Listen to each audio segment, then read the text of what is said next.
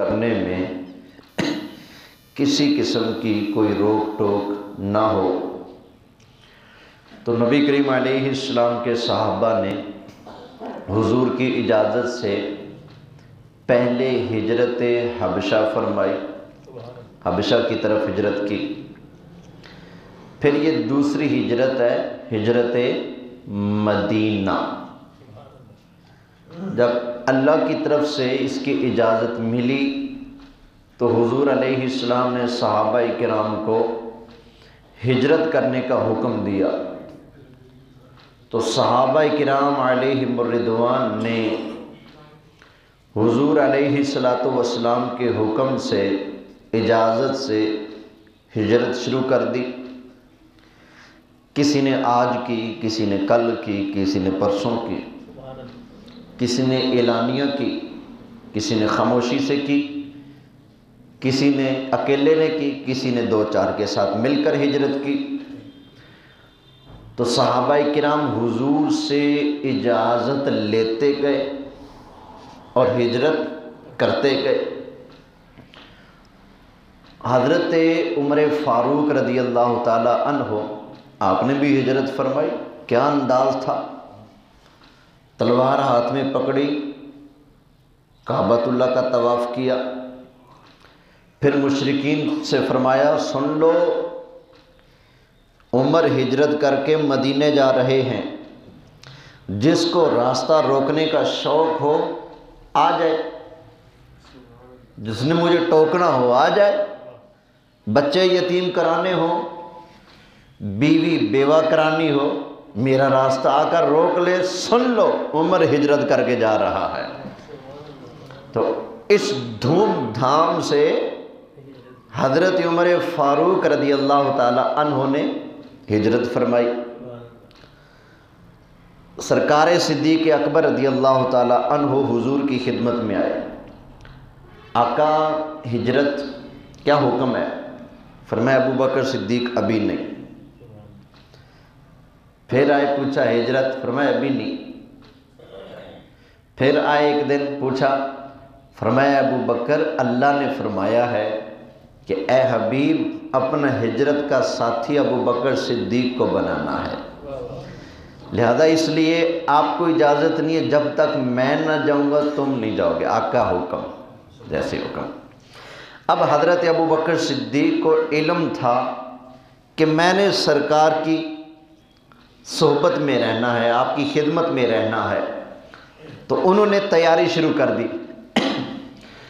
2 اونٹ خریدے، جوان اونٹ ہجرت کے لیے کہ سفر میں کام آئیں گے، اور اپنے غلام کو تیار کیا کہ ہمارے ساتھ چلنا ہے، اور ایک ہی ڈیوٹی لگائی کہ تم نے کھانا وغیرہ پہنچاتے رہنا ہے۔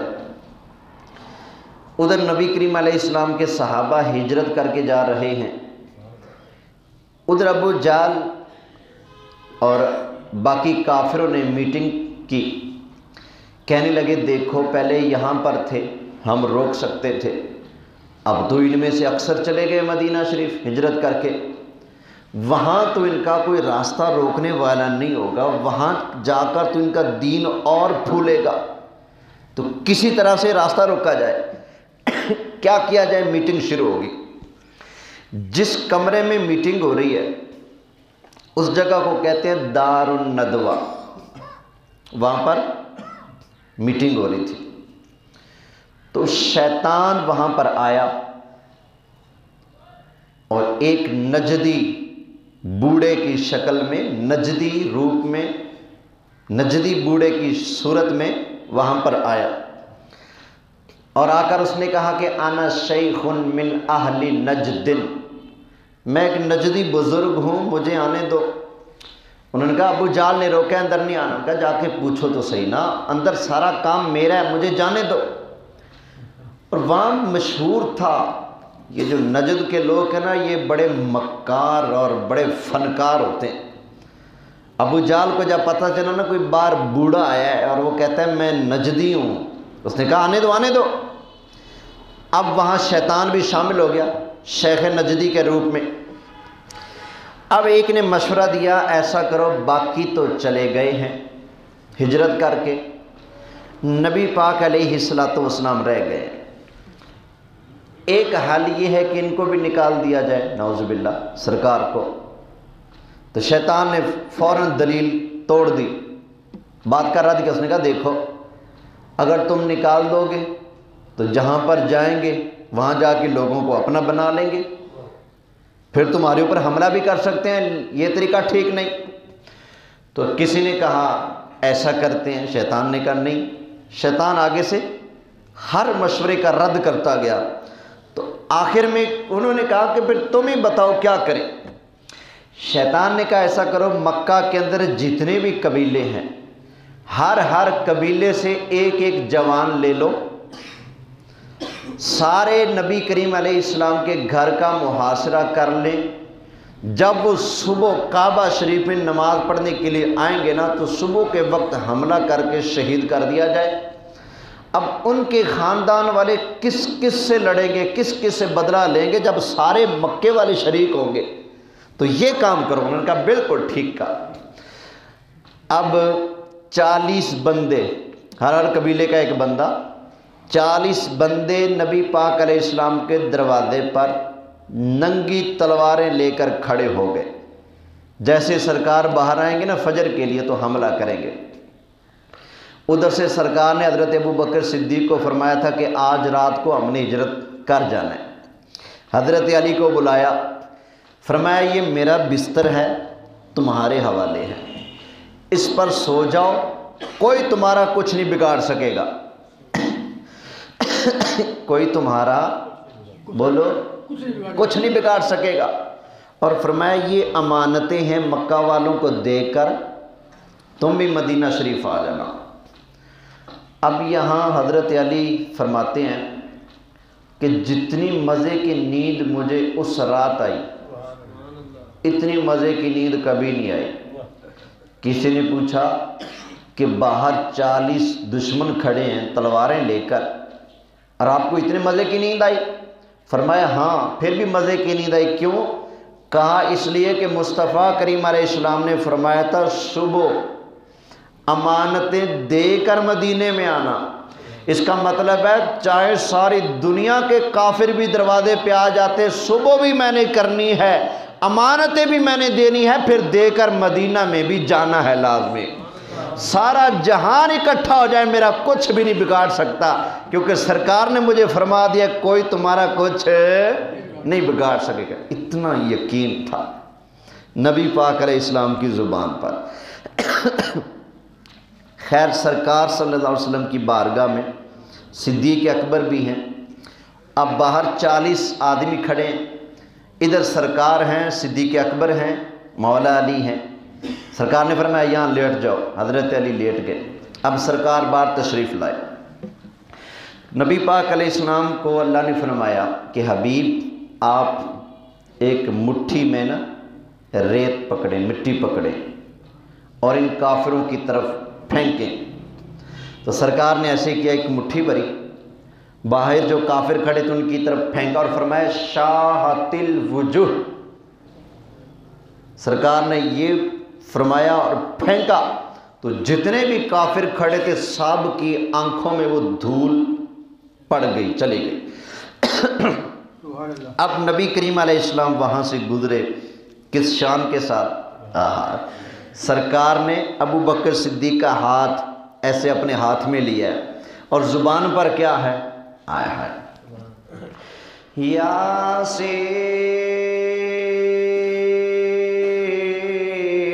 والقرآن الحکیم انک لمن المرسلین علی صراط مستقیم تنزیل العزیز الرحیم لتنذر قوما ما انذر آباؤهم فهم غافلون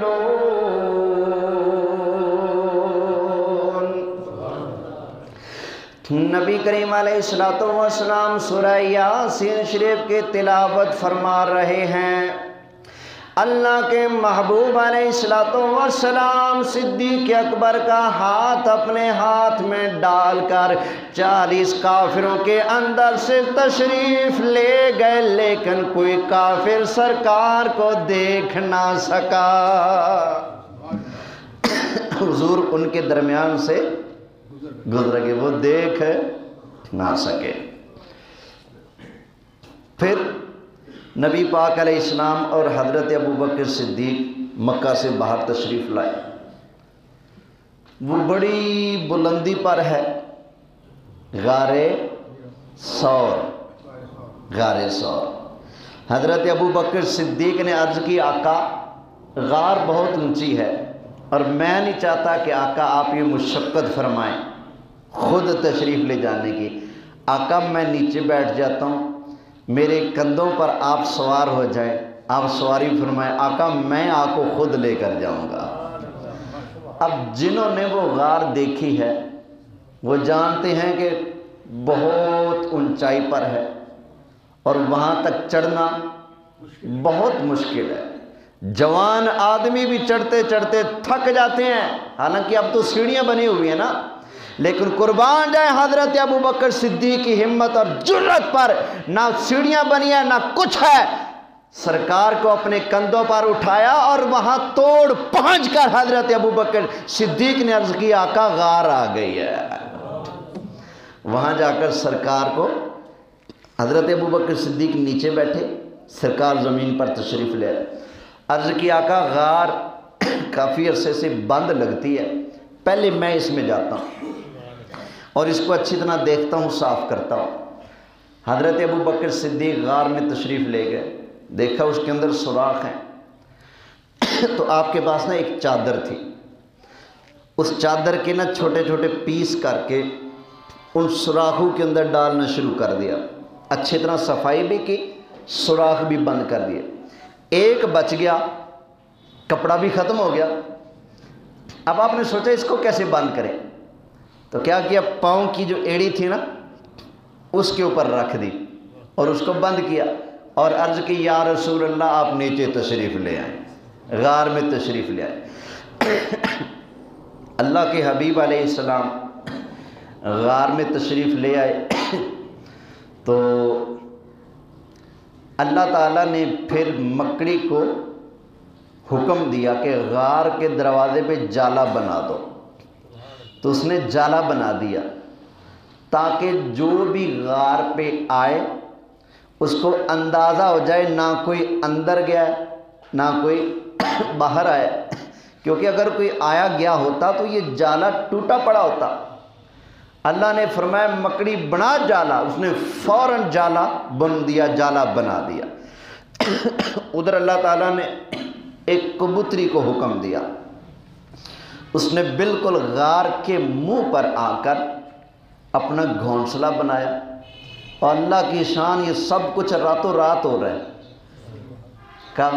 حالانکہ گھونسلہ بنانے میں کتنے دن لگتے ہیں، یہ مکڑی بیچاری کتنے دنوں میں جا کر جالا بناتی ہے، لیکن اب دیکھیں اللہ چاہتا ہے تو کام یہ منٹوں سیکنڈوں میں ہو جاتے ہیں۔ تو کبوتری نے غار کے منہ پر کیا کر دیے، اپنا گھونسلہ بنایا، پھر اس میں انڈے بھی دے کر اوپر بیٹھ گئی۔ ادھر سرکار غار میں ہیں۔ اب غار کے اندر ایک سانپ، بعض روایتوں میں آیا ہے جن پر کچھ لوگوں نے کلام بھی کیا کہ یہ روایت صحیح نہیں۔ کون سی روایت؟ کہ ایک دفعہ حضرت عیسیٰ علیہ السلام بتا رہے تھے کہ اللہ کے آخری نبی نے ہجرت کر کے مدینے آنا ہے، نبی پاک علیہ السلام نے، وہ ہجرت کرنے سے پہلے 3 راتیں غار ثور میں آرام فرمائیں گے۔ تو کئی سانپ گزر رہا تھا، اس نے سن لیا عیسیٰ علیہ السلام سے، تو اس کے دل میں آیا کہ میں اس غار میں جا کر بیٹھتا ہوں، کیا پتہ مجھے یہ شرف ملے کہ میں اللہ کے محبوب کا دیدار کر سکوں۔ تو وہ ڈھونڈتا بالآخر مکہ میں اس غار کے اندر آ کر بیٹھ گیا۔ عیسیٰ علیہ السلام کے زمانے میں اور نبی پاک علیہ السلام کے زمانے میں جو فرق ہے نا، یہ تقریباً 550 سے 600 سال تک کا ہے۔ 5.5 صدیاں یا 6 صدیاں، اتنا فاصلہ ہے بیچ میں۔ تو بعد میں کہا کہ نہیں، وہ عیسیٰ علیہ السلام سے سننے والی جو روایت ہے وہ صحیح نہیں۔ بہرحال جو بھی ہو، میں نے آپ کے سامنے پیش کر دیا ہے۔ اتنا تو بہرحال ٹھیک ہے، سب مانتے ہیں کہ غار میں سانپ تھا، ٹھیک ہے۔ اب سانپ دیدار کا طالب ہے، دیکھنا چاہتا ہے سرکار کو، اور ادھر حضرت ابوبکر صدیق نے سارے رستے بند کر دیے۔ ایک رستہ چھوڑا تھا، اس پر پاؤں رکھ لیا، اور اسی کے نیچے وہ سانپ ہے۔ اب سانپ اپنا سر لگاتا ہے تاکہ پاؤں ہٹے اور میں سرکار کا چہرہ دیکھ سکوں۔ تو یہاں پر ایک شاعر نے ترجمانی کرنے کی کوشش کی ہے، تو ایک شعر مجھے یاد ہے، آپ کو سنا دیتا ہوں، محبت سے سبحان اللہ کہیے۔ اب اس سانپ نے کیا کہا وہ اس کو بیان کر رہا ہے، کہتا ہے ہاں سے عمر گزاری اتے جھلے خار ہزاراں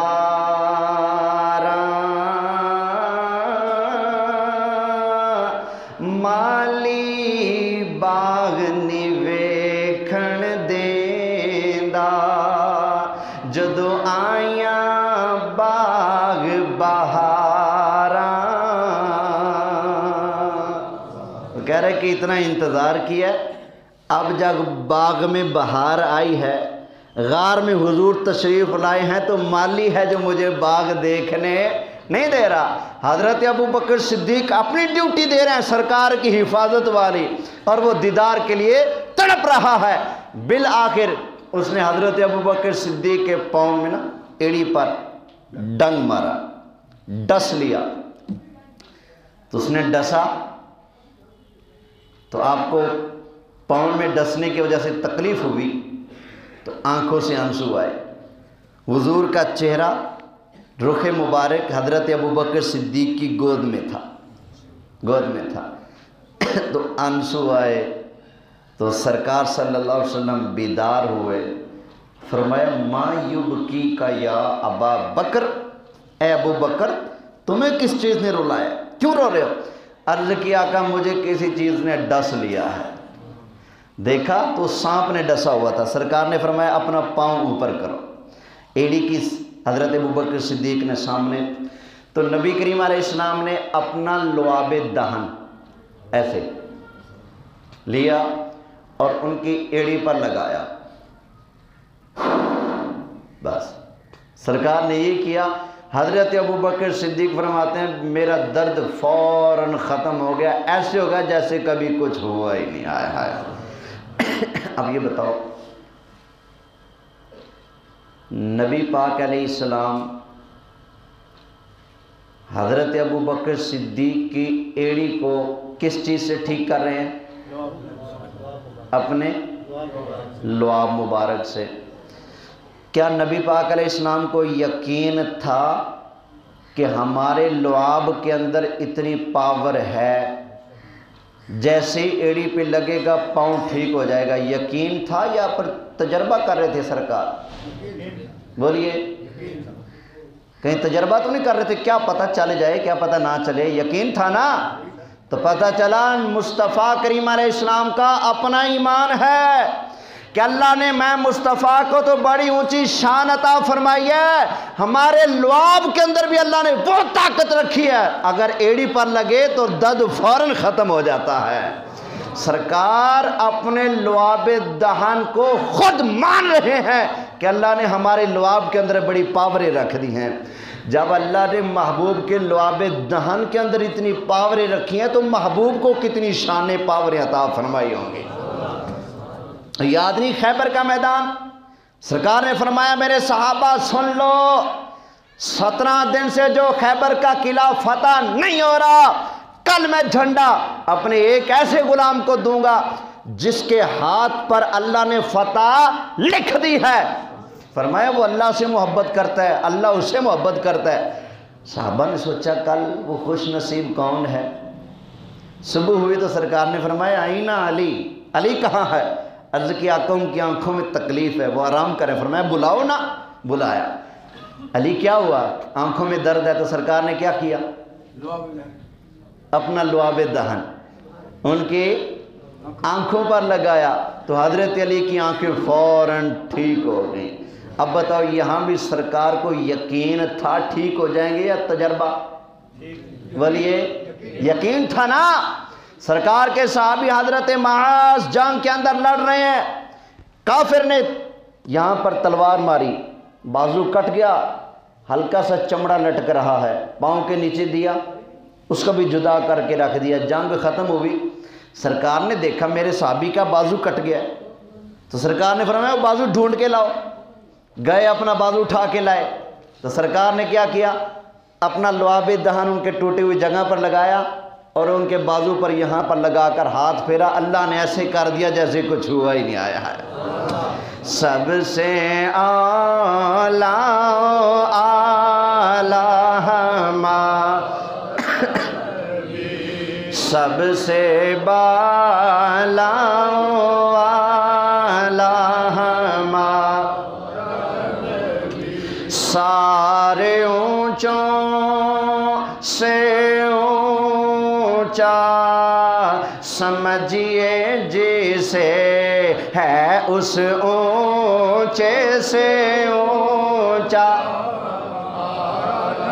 नबी है उस ऊंचे से ऊंचा हमारा नबी सबसे आला आला।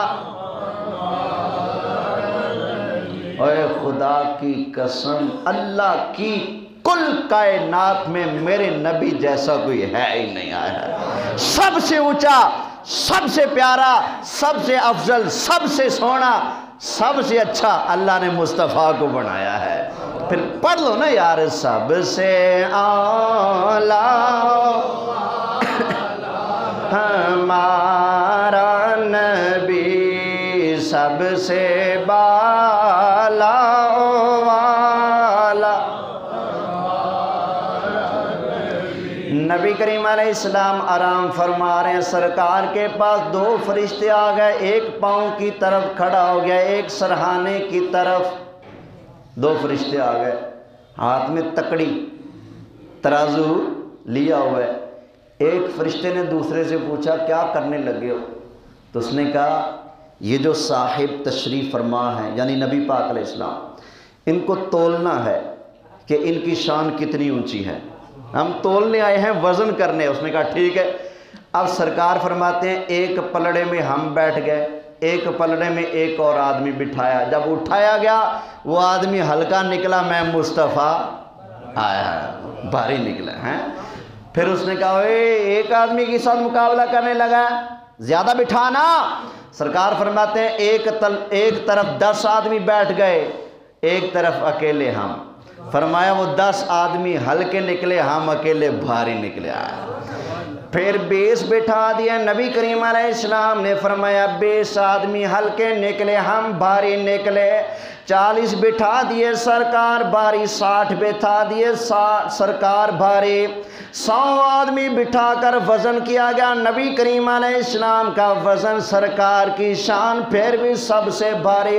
अब दूसरा फरिश्ता कहने लगा मियाँ तुम्हें पता नहीं, अल्लाह ताला ने इस हबीब को इतनी ज़्यादा शान अता फरमाई है, इतना रुतबा अता फरमाया है, अगर एक तरफ सारी कायनात को बिठा दो, दूसरी तरफ रब के महबूब को बिठा दो, सारी कायनात का वज़न कम निकलेगा। अल्लाह का हबीब सारी कायनात से बुलंद बाला निकलेगा। सबसे आला आला नबी सबसे बाला वाला हमारा اور کون دیتا ہے دینے کو منہ چاہیے دینے والا ہے سچا ہمارا۔ تو غار میں حضرت ابوبکر صدیق نے وہ سرکار کی خدمت انجام دی ہے کہ سرکار نے بھی خود فرمایا عمر کی ساری عمر والی نیکیاں ایک طرف، صدیق کی غار والی ایک نیکی، سب نیکیوں پر بھاری ہے۔ اب بس 2-4 منٹ میں آپ کے وصال کا ذکر کرتا ہوں، کیونکہ یہ سلسلہ پھر آئندہ سال بیان ہوگا۔ حضرت ابوبکر صدیق کا جب وصال ہونے لگا تو آپ نے حضرت علی کو بلایا۔ کن کو؟ حضرت علی کو۔ فرمایا اے علی، جب سرکار کو غسل دیا تھا نا تو آپ وہاں موجود تھے، مجھے بھی ایسے غسل دینا جیسے سرکار کو غسل دیا تھا، ایسے غسل دینا۔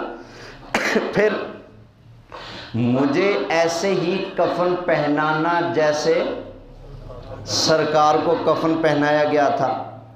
اور فرمایا اے علی، ایسا کرنا، مجھے غسل دے کر کفن پہنا کر میرا جنازہ اٹھا کر نبی پاک علیہ الصلوۃ والسلام کے روضے پر لے جانا۔ روضے کا دروازہ بند ہوگا، جا کر عرض کرنا یا رسول اللہ، ابوبکر صدیق آئے ہیں اور آقا آپ کے قدموں میں جگہ چاہتے ہیں۔ فرمایا اے علی، اگر سرکار کے روضے کا دروازہ خود بخود کھل جائے اس کا مطلب ہے اجازت مل گئی، وہاں دفن کر دینا، اگر نہ کھلے تو جنت البقیع میں دفن کر دینا۔ جب کسی ایک صحابی نے یہ نہیں کہا ابوبکر صدیق کملیاں گلاں کر دے پیو، نبی پاک علیہ السلام تو وفات پا گئے ہیں، بھلا وہ کیسے اجازت دے سکتے ہیں؟ کیوں؟ صحابہ مانتے تھے وفات بے شک ہوئی لیکن قبر کے اندر سرکار اب زندہ ہیں۔ قبر سرکار کی جنت کے باغوں میں سے سب سے اعلیٰ باغ ہے، سرکار اس میں زندہ ہیں۔ توجہ ہے؟ محبت سے کہیے سبحان اللہ۔ خیر، حضرت ابوبکر صدیق رضی اللہ تعالی عنہ کا انتقال ہوا نا، غسل دیا، کفن پہنایا، جنازہ ہوا، سب کچھ کرنے کے بعد سرکار کے روضے پر لے آئے اور آ کر عرض کیا یا رسول اللہ، ابوبکر صدیق آئے ہیں اور آقا آپ کے قدموں میں دفن ہونے کی اجازت چاہتے ہیں۔ اب تفسیر کبیر وغیرہ کے اندر بھی لکھا ہوا ہے جیسے یہ عرض کیا گیا، نبی کریم علیہ الصلوۃ والسلام کے روضہ انور کا دروازہ خود بخود کھل گیا اور اندر سے آواز آئی اوصل الحبیب الی الحبیب، اور دیر نہ کرو، جلدی سے حبیب کو حبیب سے ملا دو۔ یہ سرکار کے روضہ انور سے آواز آئی، پھر اس کے بعد سرکار کی اجازت کے ساتھ حضرت ابوبکر صدیق کو نبی پاک علیہ السلام کے روضے کے اندر دفن کر دیا گیا۔ صدیق تا ہے ذیشان ریساں کون کرے، ہے جان دا جملہ جہان ریساں، پڑھ دو یار، ہے جان دا جملہ جہان ریساں، وچ غار رلے تے مزار رلے، ہر حال چ یار دے نال رلے، اج پوچھنا اے ایمان ریساں، کرے صدیق تا ہے ذیشان ریساں۔ تو اجے بھی ایمان پوچھنا ہے؟ مجھے میرپور کشمیر ایک دفعہ گیا تھا میں، وہاں سے مجھے بعد میں کال آئی تھی مناظرہ کرنا ہے۔ کس بات پہ؟ ابوبکر صدیق کو تم مسلمان ثابت کرو۔ یہ کئی ظالم بے غیرت نہیں مانتے نا آپ کو، کہتے جی ان کا ایمان ثابت کرو، تو میں اس کو بھی کہوں گا اور جو بھی صدیق کا منکر ہے اس کو بھی کہوں گا۔ وچ غار رلے تے مزار رلے، پڑھ دو یار، وچ غار رلے تے مزار رلے ہر حال چ یار دے نال رلے اجے پوچھنا ہے ایمان ریسا کون کرے صدیق تا ہے ذیشان ریسا کون کرے۔ اللہ تعالی حضرت ابو بکر صدیق کے درجے اور زیادہ بلند فرمائے اور آپ کا روحانی فیض روحانی توجہ ہم سب کو نصیب فرمائے، آمین بجاہ النبی الامین صلی اللہ علیہ وسلم۔